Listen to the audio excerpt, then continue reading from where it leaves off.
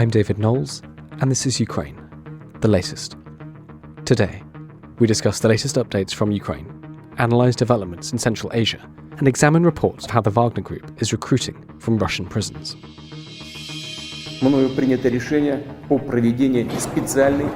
This hideous and barbaric venture of Vladimir Putin must end in failure. Nobody's going to break us. We're strong. We're Ukrainians. Every weekday afternoon, we sit down with leading journalists from the Telegraph's London newsroom and our teams reporting on the ground to bring you the latest news and analysis on the war in Ukraine. It's Monday, the 8th of August, day 166. And today, I'm joined by the Telegraph's Defence and Security Editor, Dominic Nicholls, and Telegraph correspondent, James Kilner. I started off by asking Dom Nicholls for the latest news from the war zone. Yeah, hi David, hi everybody. The main news, I think, over the weekend is the dance that Ukraine is making Russia engage in, by which I mean forcing Russia to move forces from the Donbass region down to Kherson. This is something we've been keeping track on recently. This idea, long heralded, long sort of telegraphed idea of a counteroffensive in the south from Ukraine, which we've said over and over makes perfect sense. That's where they need to push back. This war cannot end with Russia holding the south as it is if Ukraine wants to continue to be a viable, sovereign, economically capable state. So it has to push back in the south. So we know that's long coming. There have been a number of small counterattacks, none of them sort of knitting together to make a counteroffensive. But it's been so long heralded that a lot of people have been saying, well, that's a bit daft. You don't tell your enemy what you're about to do. However, I wonder if actually it's a very smart move. And I'm thinking about the old military expression, the diversion you've been ignoring is actually the enemy's main attack. So if you're a Russian commander in the Donbass and you've got all this stuff coming out from Ukraine in the south, do you respond to it and move forces around there, denuding your capability in the Donbass, or do you just sit tight and think it's all a massive bluff? Well, they've decided it's not a massive bluff, and they've started moving forces down to the south. We've seen that in increasing numbers, more Russians flowing over what's left of the bridges into the small portion of Ukraine north and west of the Dnieper River that they hold. Ukraine's then been attacking these lines and the bridges again, and I think it's all rather clever. Now, if you take it, one of the British Army's principles of war is concentration of force, and it exists in other militaries as well. So Russia in the Donbass were existing in a sort of small piece of real estate under electronic warfare and surface-to-air missile umbrella. They're nicely protected. They're looking after themselves. If they choose to move in small penny packets down to the south, not only does it take a long time, they're working on exterior lines of communication, really, although the separatist areas are compliant regimes, I guess, but it's still a long way for Russia to move. And do each of those little packets moving have their own electronic warfare bubbles, their own surface-to-air missiles, their own flank protection, logistic protection, or do you take risk? So Russia's left with this really quite tricky dilemma as to whether or not to take risk moving forces south, or to try and move in one big blob that can look after itself, in which case you massively denude the capability in the Donbass. So it's a very interesting problem that they've been faced with.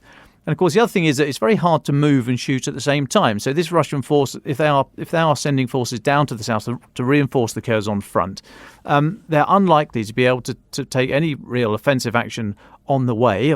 It is possible, of course, for militaries to move and shoot, to fight on the march, fight from the line of march.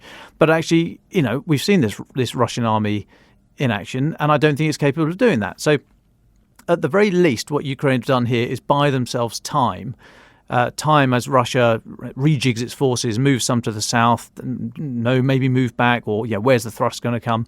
So it's bought itself time to rest and time to plan and time for more weapons to flow in. So at the very least, and at the best, what it might be doing is setting the mother of all traps for Russia to move forces across the Dnieper River, which it can then cut off.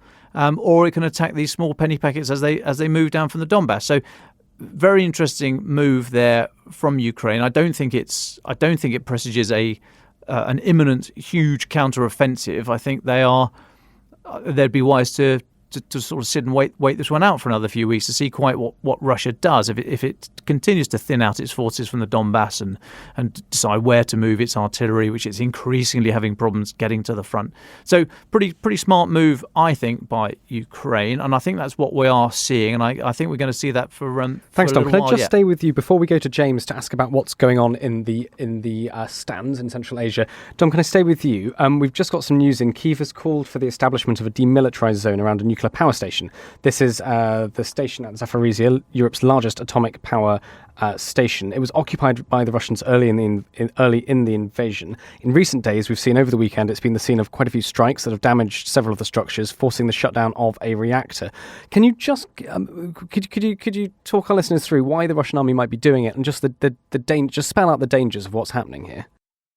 Well, I mean, the dangers are flinging heavy metal around a nuclear power plant. I mean, as when we met Vitaly Klitschko, the mayor of Kyiv, in Kyiv a couple of weeks ago, he was one of the first things he said was that there are 5 nuclear power plants in Ukraine. I mean, they are extremely sensitive sites. They don't mix well with high explosive, which is one of the reasons Russia put such effort into going and getting them in the first place, in Zaporizhzhia at least.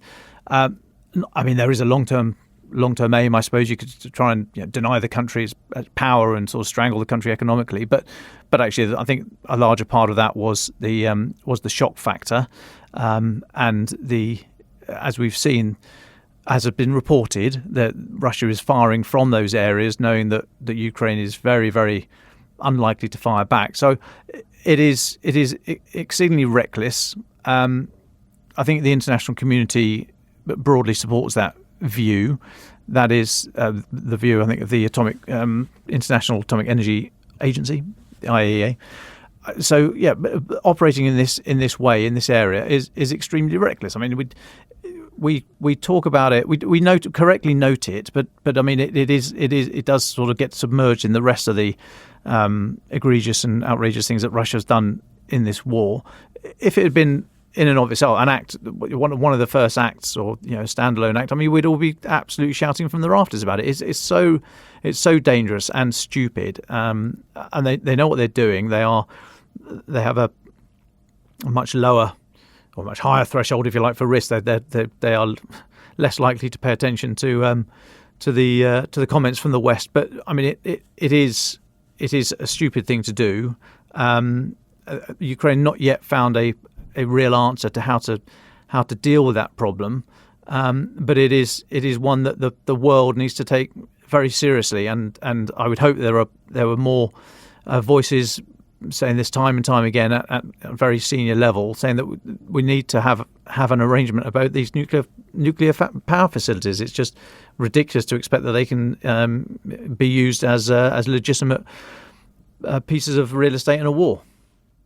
Thanks, Dom. James, thank you so much for your time and for joining us today. Previously, you came on and told us all about the situation in Kazakhstan, where you've been reporting from. Just to invite you back, I know we're also going to talk about Russian recruitment and the Wagner Group in Russia, but just before that, would you tell us a little bit about any updates you've got from the Central Asian states to do with this war and the current geopolitical situation? Hi there. Thanks for having me back. I think it's been about a month since I was on this podcast from Kazakhstan. I've been back in the UK since then, but Central Asia has been having its own problems linked to the war in Ukraine. I think it was last week, Tuesday or Wednesday, Dmitry Medvedev, the deputy head of Russia's Security Council, Vladimir Putin is the head, he issued a 4 a.m. statement on his Russian social media website, which is called Vakonte, about how Russia should take back Kazakhstan and Georgia because they weren't real countries.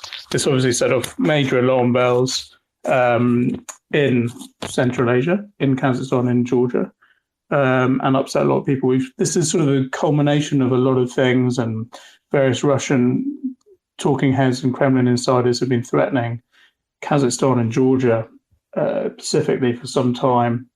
Within about 10 minutes, this note was deleted, but even so, incredibly alarming.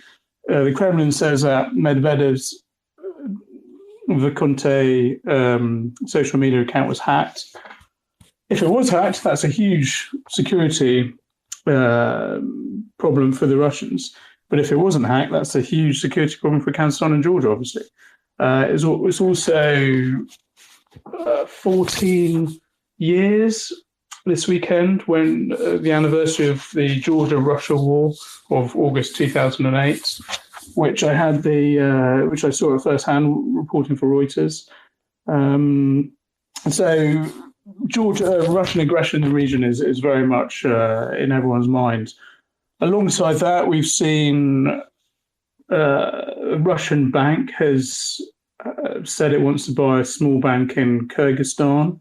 This is part of the economic fallout of the Western sanctions imposed on Russia, specifically on the banking sector, which has knocked Russian banks out of the SWIFT international banking system, which makes it very hard for them to do any international trade, to move money around, etc. If a Russian bank can buy a Kyrgyz bank, then they may get access to the SWIFT system. It does get very complicated because Kyrgyzstan doesn't want to be seen to be helping Russia dodge Western sanctions. We've seen more of that sort of thing going on in Kazakhstan as well. Switching over to Uzbekistan quickly, there was there was unrest in the western Karakalpakstan region at the end of July, beginning of August, and police cracked down, killed 22 people. This is the third violent crackdown unrest we've seen in Central Asia this year, which is, Central Asia, inherently unstable region. Former Soviet Central Asia has lots of sort of stress areas, and the authoritarian bent of its leadership is continuing trying to stamp down on them. But 3 in a year is remarkable. We had Kazakhstan uprising, attempted revolution really, in January. We had which killed 230 people, I think. The Tajik security forces have been mounting an operation in the south of the country there since about May. That's killed an unknown number of people, but certainly dozens. And now Uzbekistan. The Uzbekistan unrest was triggered by a constitution that President Shavkat Mirziyoyev was trying, referendum to change the constitution that Shavkat Mirziyoyev was trying to impose. In the constitution, Karakalpakstan, which is nominally an autonomous region within the Uzbek state, was going to have its ability to go fully independent taken away from it. This set off alarm bells in Karakalpakstan, which is a very poor, most western region of Uzbekistan, suffering from various health and environmental problems. People poured out on the street. It's all linked to the low quality of life, lack of economic prospects, the hangover from COVID, the war in Ukraine, the downturn in the Russian economy, which traditionally generates hundreds of thousands of jobs for poor Uzbeks who migrate to Russia each year and send cash back to their family in Uzbekistan. All these problems came together in Karakalpakstan at the end of July, and there were clashes. There were big street protests, which are remarkable in Uzbekistan, arguably one of the more authoritarian Central Asian states. And a police crackdown ensued, cut off the internet, state of emergency, gave police huge powers, and reports say that, like I said, 22 people were killed. I've also seen lots of video of heavy-handed police rounding up demonstrators afterwards, going into blocks of flats, fully armed with shotguns and armor and helmets, and dragging out men and beating them on the floor and then taking them away to prison van, etc. So, as well as the war in Ukraine, Russia's war in Ukraine. You've got increasingly unstable Central Asia, which is really Vladimir Putin's backyard. He really considers it his sort of domain, and he's become increasingly irritated that the Central Asian states have not been particularly supportive of his war in Ukraine. We saw that in June when Kazakh President Tokayev was sitting next to Putin on a stage in St. Petersburg and publicly said he didn't support independence for the Luhansk and Donetsk People's Republic in Donbass in eastern Ukraine, which angered Putin. And now you've got all this increasing unrest. Now, interestingly, the Central Asian states are trying to realign themselves in this great geopolitical battle that's unfolding in front of us. And this is something that Central Asian khanates and leaders have always had to do, play off Russia or the Soviet Union against Western powers, including Britain, and increasingly China. And with the war in Ukraine, Putin's war in Ukraine, they're becoming very wary of Putin and his warmongering, especially when people like Medvedev, who's very close to Putin, start saying that Kazakhstan and Georgia should not be states. So they're continuing trying to realign themselves, and Putin and the Kremlin have really lost influence and credibility to some degree in the region. The region can't totally split from the influence of the Kremlin. It's just impossible. Linguistic, education, family, business, cultural ties, etc. I mean, that's not possible. But they've become very wary of the Kremlin. Now, the Kremlin understands that and is trying to claw back some of its lost credibility. And my reading is, in this vein, Putin gave Shavkat Mirziyoyev, the president of Uzbekistan, Russia's highest civic award, about 2 weeks ago, the Alexander Nevsky Medal, which he really only hands out to, only a handful of times a year. And he's given one to Mirziyoyev. And it came 2 weeks after Mirziyoyev's policemen, the Uzbek policemen, clashed with demonstrators and killed, we think, a couple of dozen, and then rounded up a few hundred more. Officially, the award was given to Mirziyoyev for promoting Uzbek-Russian friendship, etc., which Mirziyoyev has done since he came to power in 2016. Unofficially, it looks like Putin's trying to claw back favour in the region. And last point on the Central Asia issue, incidentally, unconfirmed reports, it has to be said that Tokayev, the Kazakh president, had refused the same award only a month earlier. So there's lots of dynamics playing out in Central Asia. It's all linked to Russia, the Kremlin, and also the wider impact of the war in Ukraine. Well, that's absolutely fascinating. Thank you, James. Thank you for that overview of some of the developments in Central Asia. Can I stay with you just for the moment? I know you've been writing and thinking about some of the recruitment issues that the Russian military forces are having in Russia. Can you tell our listeners about what you've read and what you've written? Right. So I had the responsibility and perhaps pleasure of manning the Telegraph's Russia desk this weekend. And there's various stories that came through the desk, including updates to what Dominic was saying about the Russian reinforcement of its soldiers down in the southern front and so on. But two other stories which popped up were a story about the Kremlin mercenary group, Wagner Group, and its recruitment methods, and another one about how Ukrainian partisans have been apparently targeting Russian installed collaborator officials in occupied Kherson region, possibly ahead of the expected Ukrainian offensive. Briefly, sticking with the mercenary story, so Wagner Group's this very shadowy mercenary group, which was set up in 2014 by a guy with the nickname Putin's Chef. His real name is Yevgeny Prigozhin. and he's a Kremlin insider who made his money in the catering business, among other things, in the 1990s and became mates with Putin.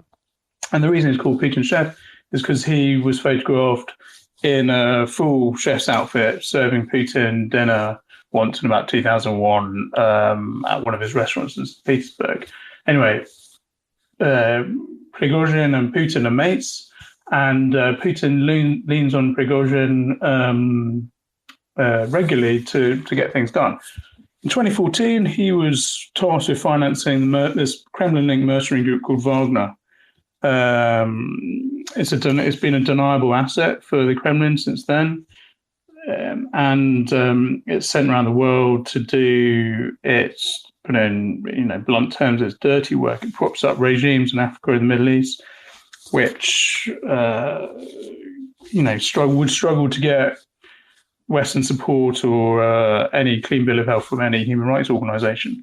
It can push the Kremlin's agenda in these sort of corners of the world, and the Kremlin can deny it.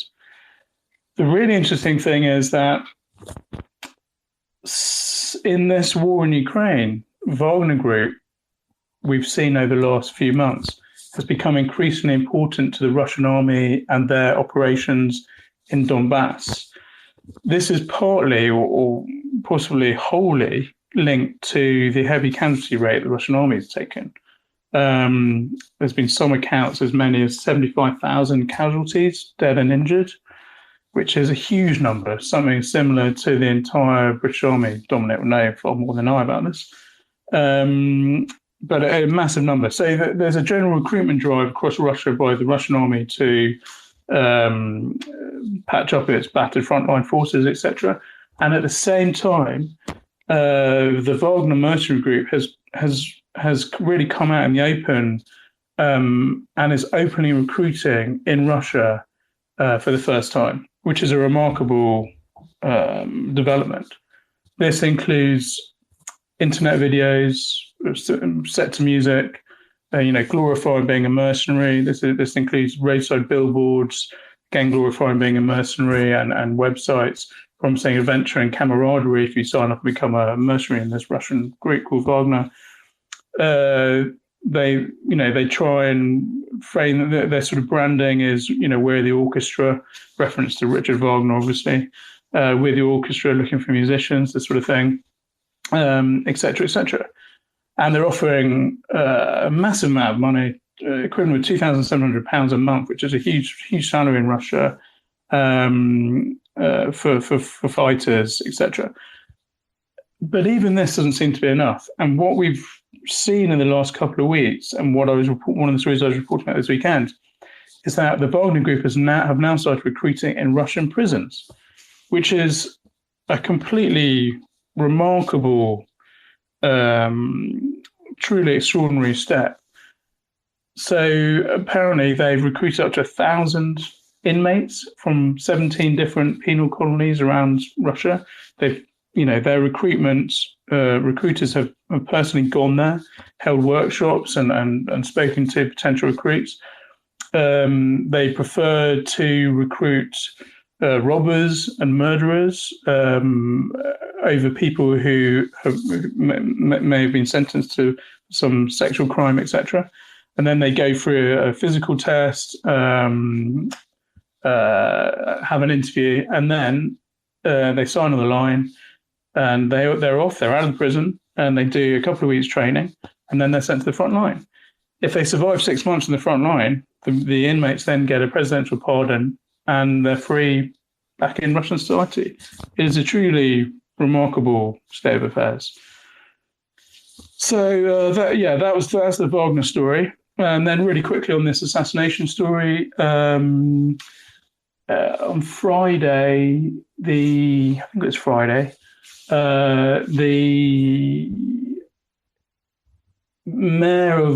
Russian-imposed mayor of Kherson City was taken ill after eating some food, apparently that his new chef had made. He was rushed to a hospital in Crimea, about 170 miles away, and the the doctors there decided to put him into induced coma and then flew him up to a specialist hospital in Moscow for more results, where he is now lying on a ventilator. Their toxicology results due. And there's lots of rumours swirling around that he may have been poisoned in an apparent assassination attempt. Although Russian authorities, officials are saying that he's just very tired and is maybe impacted by COVID, etc. Now, this is all part of an increased pattern that we've seen of assassination attempts by Ukrainian partisans in occupied Kherson specifically. They had killed at least two officials previously in car bombs, and on Saturday, an assassin shot dead the deputy mayor of another city in occupied Kherson. As this guy was leaving his apartment block that morning, shot him in the head with a pistol. So he was at least a third high-ranking Russian-imposed official to be assassinated in occupied Kherson in, I think, the last couple of months. And we also have the Russian-imposed mayor of Kherson City, lying on a ventilator in Moscow, possibly having been poisoned as well. The timing of this is interesting. As Dominic was saying earlier, Ukraine have flagged up that they may be preparing for a massive offensive in the Kherson region on the southern front. These assassinations have seemingly ramped up at the same time. They could be linked. We don't know. Well, thank you very much for that, James, and thank you for your reporting. Dom, I know you want to jump in quickly with your own story of your brush with the founder of the Wagner Group. Yeah, I think it's really interesting that James is saying that Yevgeny Prigozhin is now being very, very open about his connections to the Wagner Group, because I have had a bit of a brush with him in the past. So in April 2020, I did a deep dive on Wagner. It'll still be online. You can find it online, based around some AFRICOM, US Africa Command, AFRICOM satellite imagery that showed Wagner Group equipment in use in Libya. So did a big piece on that. And not at the time, not a huge amount was known about the Wagner Group. So I was sort of relying on a few sources and a bit of international media. And I referred to a report it was either the Austrian or the Czech media that said Yevgeny Prigozhin, who was thought to be the head of this group, had not been seen in public in 2 years, and there was speculation. This overseas report was saying there was speculation that he might actually be dead. So I included that in my piece and sourced it from, like I say, the Austrian or the Czech media. And a couple of days later, the Telegraph got about 9 pages of thick legalese from Yevgeny Prigozhin's one of his London-based lawyers, fire and brimstone, calling for all sorts of retractions, and this is a ridiculous slur on their client, and so on and so forth, and threatening to take out an IPSO against me personally. Now, IPSO is the Independent Press Standards Organisation. It's the voluntary organisation the Telegraph sign up to, which seeks to hold media organisations to account. Those that are unafraid of challenge, and if we get things wrong, we'll say it. So there's some are in IPSO, not all. Anyway, the thing with an IPSO is that anybody, if we write a story or say anything on the podcast, and people say, "Oh, that's wrong, that's factually inaccurate," you can then write to IPSO, and if they find in your favour, then IPSO say to us, we need to present a retraction with the same scope and attention as the original article. So if the original article was the front page splash, then hey, you get a front page retraction of that article. Anyway, so Yevgeny Prigozhin's lawyers said they were going to take an IPSO out against me, but you can only challenge fact, not opinion. And the only fact that I had alleged and sourced to Australian/Czech media, well, I should have remembered that before I started this. I do apologise. But anyway, the only fact that I alleged, or the only allegation, was that he might be dead. So that's the only thing that IPSO could actually find against me. So like with any of these disputes, the best thing to do is to sort it out as early as possible, as low as possible, before it all gets out of control and draws in many other things. So we wrote back through our lawyers here, wrote back to Mr. Prigozhin's lawyers and said, we stand by everything we say in the article.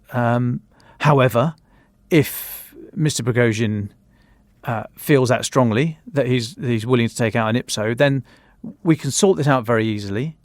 He can meet with our Defence and Security Editor, Dom Nichols, for lunch. And by turning up for this nice lunch, he would prove that he is, quote, not dead. And so this was the offer that we put back to Yevgeny Prigozhin, and back came a reply from the lawyer who didn't sort of knock it out of the park, but we were kind of dancing around for a little while about where we should meet and how it can happen. And bearing in mind, at the time, Yevgeny Prigozhin had a $250,000 bounty on him from the US administration, so he wasn't going to leave Russia. So I offered to go over to Moscow and have a nice dinner with him, and then we never heard back from them. So maybe it's still out there. Maybe my dinner with Yevgeny Prigozhin is still out there. But at the time, they were very keen to point out that he had nothing to do with Wagner, didn't know what the fuss was all about. He was a restaurateur from St. Petersburg, had a nice lucrative catering contract with the Kremlin, and that was it. Nothing to see here. But so if there's an update to that story, I will let you know. Thanks, Tom. We've heard that story before. Finally, I'm quite glad that we finally got it on the podcast. Tom, can I stay with you? You've been reading this embargoed Russi report. It came out at 1. Lots of interesting things from it. What did you make of it? Yeah, this is fascinating. This is a report out today, in fact, 34 minutes ago from RUSI, the Royal United Services Institute, a London-based defence and security think tank. They have been some of their researchers have been in Ukraine looking at weapons and equipment that has either been fired at Ukraine or procured by Ukraine. And specifically, they were looking at 27 pieces of equipment, from cruise missiles, ballistic missiles, electronic warfare kit, and communications, or secure radios. So it's 27 different types of equipment, individual items. And what they found was there were 450 different unique foreign-made components in these systems. 317 came from the US. After that, it was Japan was the biggest with 34, Taiwan 30, and then many other countries in the West, and China and Britain. Britain had five components were sourced to Britain.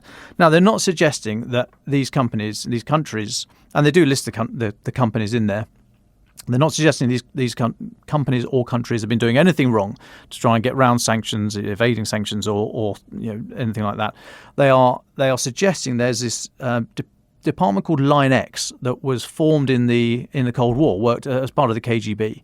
They're suggesting that this thing still exists. I don't know what it's called now, but let's call it Line X for argument. Still exists, part of, or a bit of the SVR, so Russia's Overseas Intelligence Service, and the GRU, military intelligence, the Salisbury boys, suggesting that Line X is a mashup of the two of these, going out sourcing Western equipment, either legitimately and then purposing it for illegitimate military means, or getting kit through third parties. And they list companies in Hong Kong, actually list the owners of those companies. I'm not going to say it here for all sort of legal reasons, but it's in the report, and suggests that there's ways that they're getting around the sanctions and getting this very, very high-tech Western kit into the Russian weapon systems. For example, they talk about an Orlan-10 drone, a small reconnaissance drone which Russia's been using to then identify locations for subsequent strike by artillery and other weapons.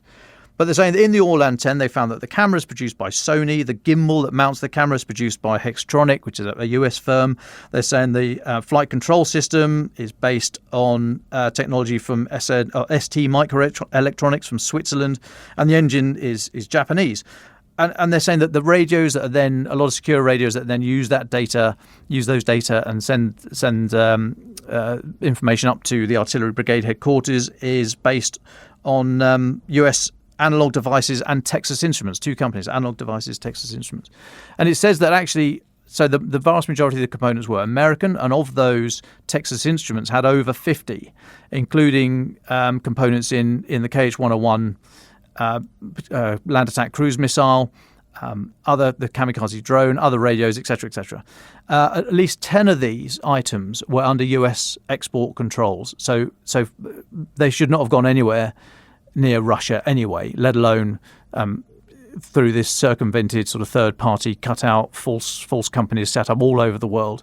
And it's a fascinating report about the extent of Russia's work to gain Western technology, but more importantly, how critical these components are to some of the weapon systems and the data communication nodes that are doing so much damage, or have done so much damage in the war. So the idea put forward by Rusi is not only here's what they've found by examining this stuff in Ukraine and elsewhere, and we should commend them for their work in so doing, because it's dangerous work.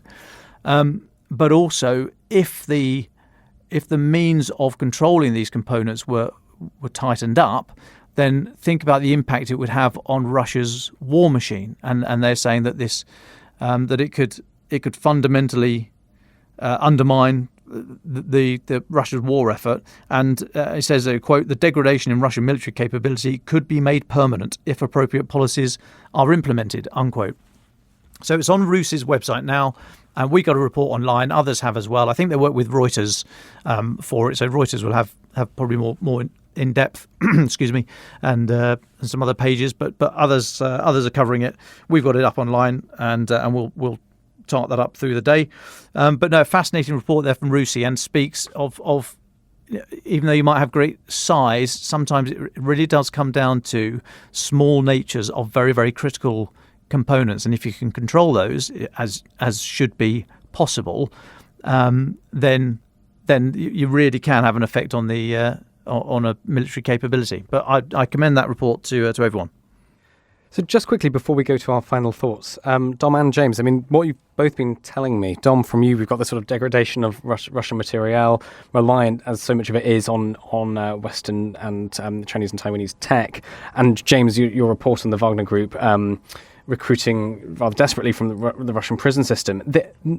All of this seems to add together. It seems to me, anyway, to be the long-term picture for the Russian armed forces isn't a good one. Is that a fair assessment? I think that's a fair assessment, and as I mentioned, I think last week, I think there's an operational pause at the moment. Not quite sure quite what's happening down in Kherson, so prepared to eat more words there in the next few days. But I think there's a bit of an operational pause, and we're now looking at it's onto the economy and the bigger picture, international alliance side. Who can survive the longest? Because these sanctions are going to start biting with Russia.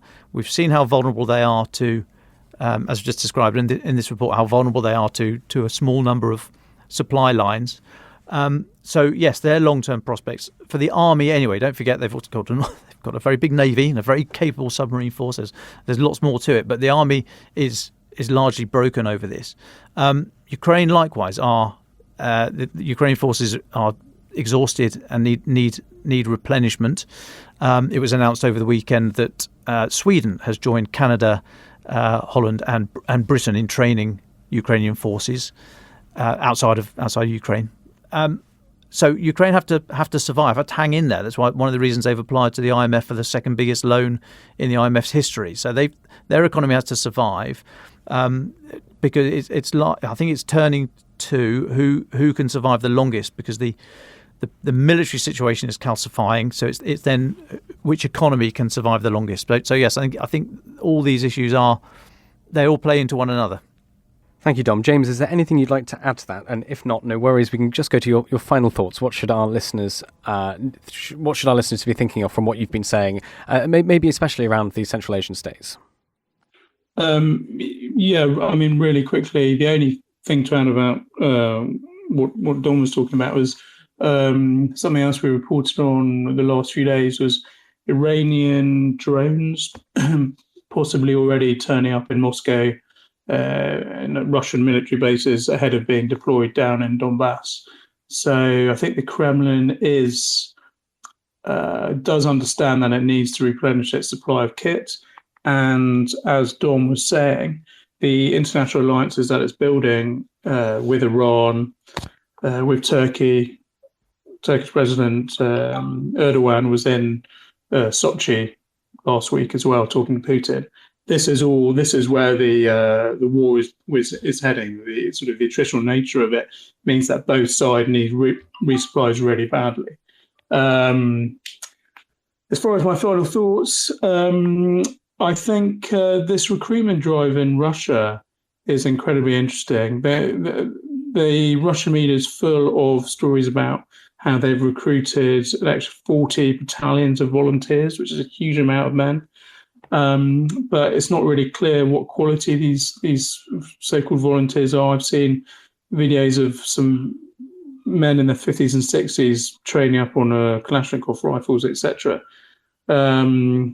So their quality will be interesting. Also, we reported that 25,000 soldiers have been moved down to the southern Kherson front line by Russia. So if I was watching out, I am watching out, I will be focusing every day on what's going on around Kherson. And if these long-range artillery systems that Ukraine is now deploying from the west can take out the bridges over the Dnipro River, which will isolate Kherson city, and if that precedes a massive offensive from Ukraine.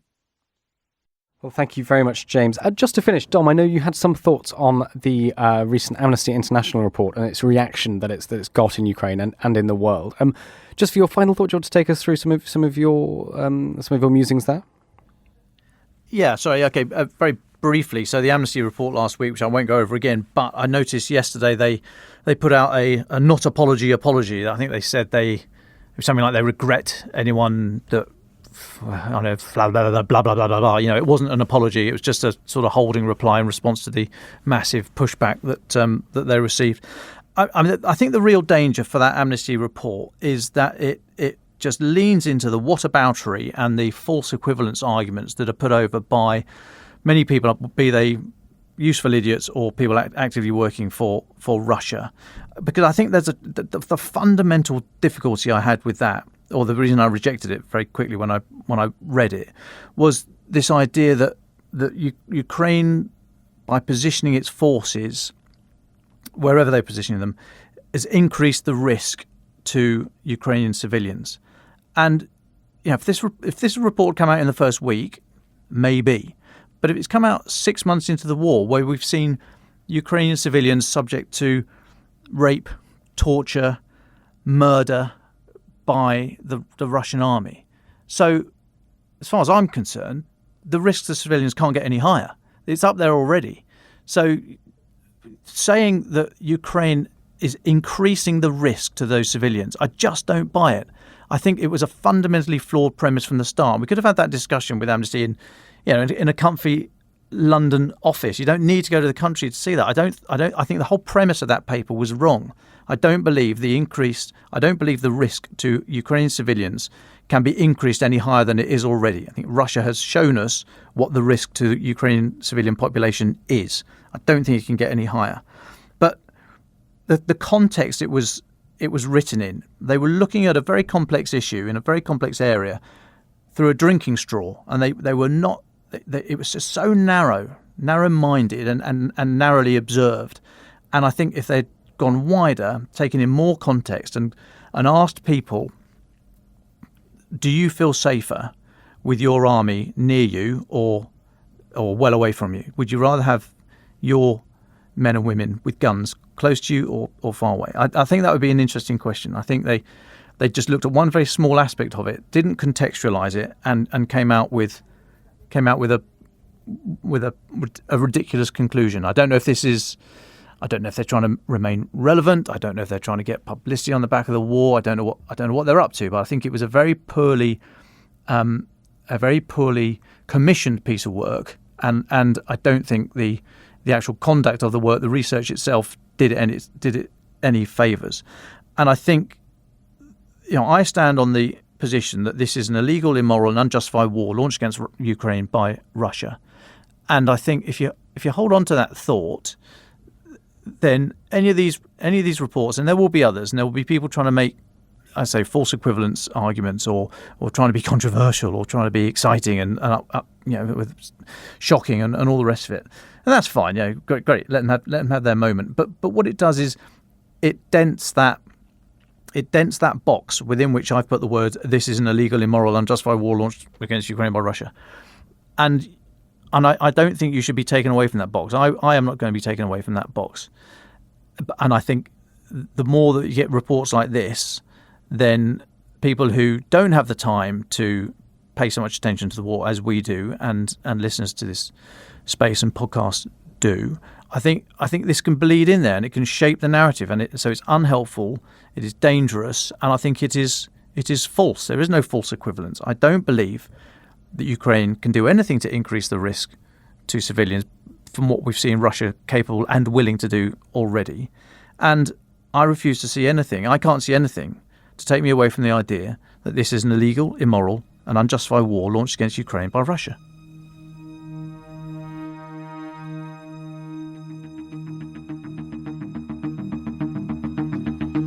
Ukraine the Latest is an original podcast from The Telegraph.